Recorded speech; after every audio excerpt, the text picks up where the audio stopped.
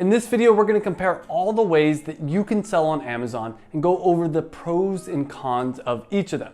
Selling on Amazon is a bit of a spectrum. You have the resale online arbitrage down here, wholesaling on Amazon, private labeling, and finally, in my opinion, creating your own product. Now, which one of these is right for you will depend on a few different things, and we're gonna go over the pros and cons of each of them. Let's start with the resale online arbitrage pros and cons. For those of you that don't know, resale/online arbitrage is where you find something that you can buy for cheap. Maybe Walmart's having a big sale, maybe there's a store that's going out of business. You buy a lot of stuff and you resell it on Amazon. This could also work if you can find a website that's selling something for really cheap, and this is what online arbitrage is, and you can sell it for more on Amazon. It's an easy way to get started, and it's pretty much guaranteed money. Another pro is it costs very little to get started. The only startup cost is buying the product that you want to resell. So if a store is going out of business and they have 50 units each for $1 that you know you can sell for $10, it only costs you $50 to get started as a hypothetical situation. Now, there is one big con with this method. It's pretty much not scalable at all. It takes you going out, buying stuff, and reselling it on Amazon. And you constantly have to be hunting and finding new sales or new cheap opportunities that you can then go and resell. So it's not scalable. Next up is wholesale. And wholesale is where you find a company and you buy a lot of their product and you sell it on Amazon and you make the difference in the price. Again, a big pro with this is it's easy to get started. All you have to do is find someone that's willing to sell you at wholesale price, which isn't that hard to do, and then create the listing and start selling on Amazon. Another big pro for this is it's somewhat predictable income. Once you've started purchasing from a wholesaler, you know about how much you should buy, you know how much you're gonna sell, compared to online arbitrage or reselling, which you really have no idea if you're gonna find a good deal or not. Wholesale is pretty predictable way to make money online. One of the big cons with this method is it takes more money to get started. With the resale online arbitrage, you can buy as little or as much as you want of a product. With wholesale, they're usually gonna have higher minimums, so it's gonna take more money on your end because you have to buy the product, send it into Amazon, and then later you will make your money. Another con is the person that you're buying wholesale from can cut you off at any point. Maybe they decide that they want to start selling on Amazon, or they just don't like you for whatever reason. And so that's why it's only somewhat predictable income, because at any point your supply chain could get completely disrupted. The last big con is it's hard to sell off of Amazon. You're not going to really be able to sell these products on your own website. It only really works with Amazon, and if Amazon kicks you off, you're pretty much done. Next up is private labeling, and private labeling is really hot right now. A lot of people are talking about how to private label online. And the basic version of what private labeling is where you find a product, you find a manufacturer, and you put your own brand on it or your own label on it. Now, private labeling itself is its own spectrum, but for the purposes of this video, we're gonna talk about private labeling in the way that most people talk about it, where you find a product that already exists and you create your own version of it by putting your label on it.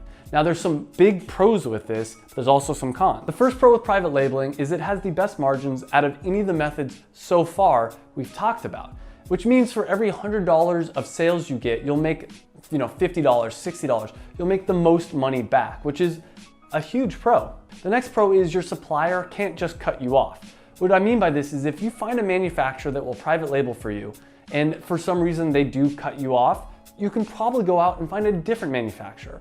With wholesale, if you're wholesaling a product and that supplier cuts you off, you're done because that's the sole supplier. So private labeling is different in that regard. And the last pro is this method has the most predictable income out of anything we've talking about. You know how much you're gonna sell pretty regularly, you'll get that data, and then if something happens to your manufacturer, you can switch to another one, and you're pretty set, pretty predictable income. With private labeling, there are some big cons. The first one is there's nothing special about you. If you're just taking a typical product and putting your label on it, then there's nothing stopping someone else from doing that same thing. So if it's easy for you to get started, that means it's easy for other people to get started as well. It's also hard to sell off Amazon. Once again, you're stuck with Amazon. No one's gonna buy cheap junk private label products off of Amazon unless there's something really special about them, unless you are doing a really good job of creating a brand, which means that if Amazon kicks you off the platform, you're done. Your source of income is completely gone. And that's a big con for me. And the last con is it does cost a decent amount of money to get started. You're manufacturing a product. The manufacturers usually are gonna want a decent amount of money for your first production run. The last method, and my personal favorite way to sell on Amazon, is creating your own product.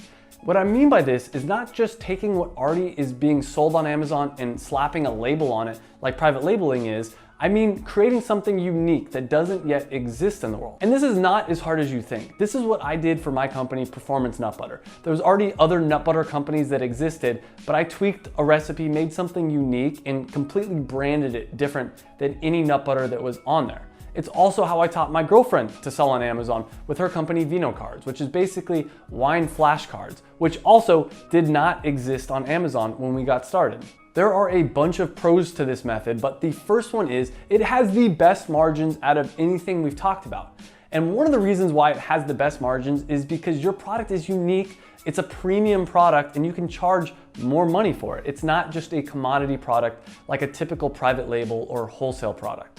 You can also create a brand around your product, which means you'll get brand loyalty, and you can do fun things like advertise on social media. You can have an Instagram if you have your own brand, and you can sell outside of Amazon. You can create your own website using Shopify or whatever platform you prefer, which means you're not totally reliant on Amazon. If something happens to Amazon, you'll have a backup plan.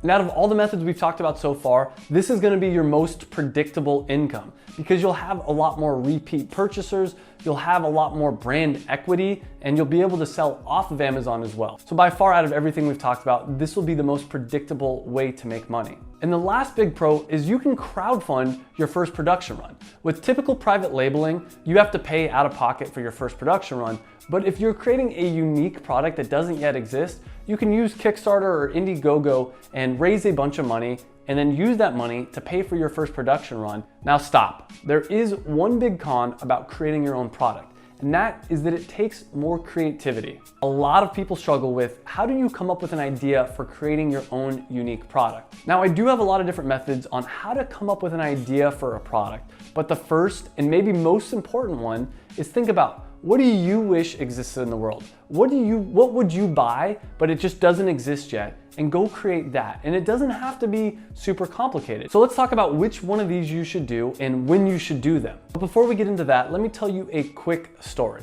I had a corporate job. It was absolutely a soul-sucking corporate job. And the reason for me was I just didn't care about the work I was doing.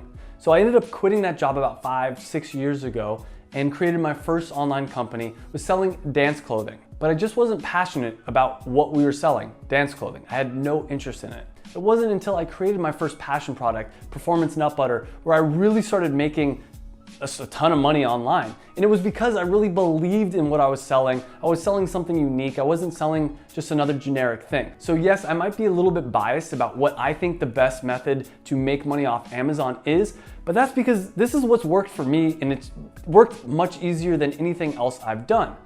That being said, I do think that each of these different ways of selling on Amazon has their place. For instance, if you are really tight on cash and you just need quick money, then retail arbitrage might make more sense. If you want to just dip your toe into the water, then wholesaling on Amazon could work. For me personally, I think if you don't have a lot of creativity and can't think of a unique idea, but you still want to try your hand at all the rest of the pieces and sell on Amazon, then private labeling makes sense.